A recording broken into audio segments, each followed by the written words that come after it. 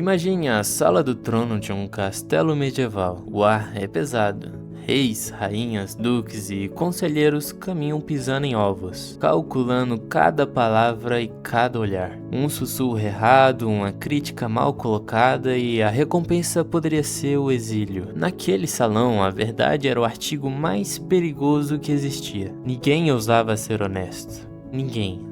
Exceto um homem. Aquele que vestia roupas espalhafatosas, usava guizos na cabeça e se sentava no chão. O bobo da corte. Nós crescemos com a imagem de que o bobo da corte era um mero palhaço. Um idiota inofensivo que fazia malabarismo para arrancar gargalhadas de uma nobreza entediada. Mas, se olharmos para a história com um pouco mais de cuidado, percebemos que o bobo era muitas vezes a pessoa mais inteligente daquela sala e, de forma trágica, a mais solitária. Existe um conceito histórico fascinante chamado de a liberdade do tolo. Em um mundo onde o rei tinha poder absoluto e se cercava de bajuladores que só diziam o que ele queria ouvir, o rei acabava se desconectando da realidade. Ele precisava de alguma forma que lhe mostrasse o mundo como ele era. Mas como ouvir a verdade sem ter que punir quem disse? O bobo era a única pessoa no reino inteiro que tinha permissão para insultar o rei, apontar suas falhas, criticar suas guerras e expor a hipocrisia da corte. Mas havia uma condição cruel. Ele só podia fazer isso se fosse através de uma piada. Pense no peso psicológico disso. O bobo via a corrupção, ele via a fome lá fora. Ele viu os erros estratégicos que levariam milhares à morte. Mas se ele se levantasse, olhasse nos olhos do rei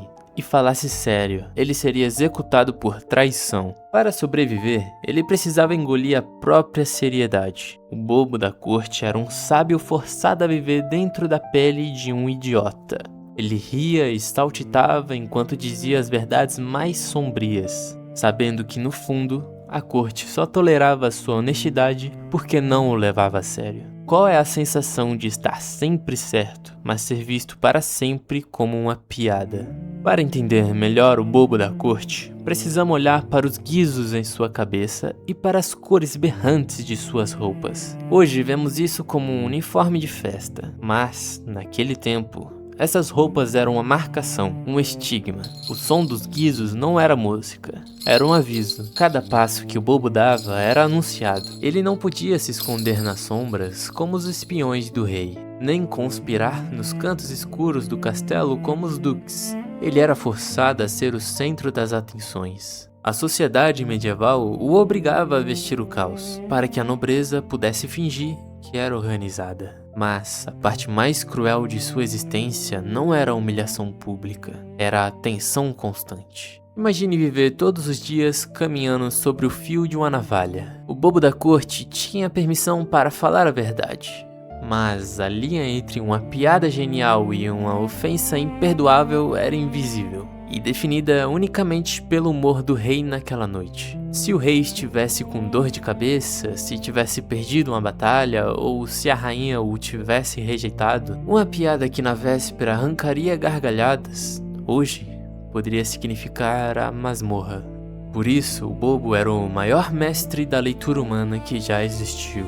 Enquanto fazia malabarismo, seus olhos não estavam nas bolas ao ar. Estavam cravados no rosto do rei. Ele observava a respiração do monarca, o apertar de suas mãos no braço do trono, o cruzar de olhares entre os conselheiros. Ele lia o ambiente como um predador lê a floresta.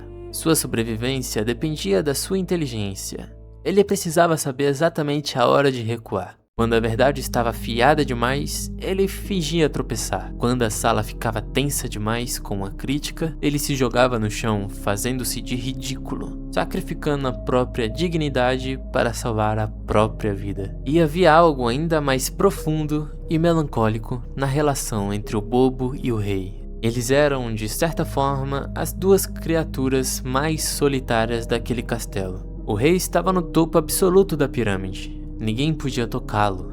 Ninguém ousava contrariá-lo. Ele vivia cercado de pessoas, mas estava afogado em solidão, pois sabia que todos ao seu redor queriam o seu poder, o seu ouro ou a sua coroa. O afeto que ele recebia era comprado pelo medo.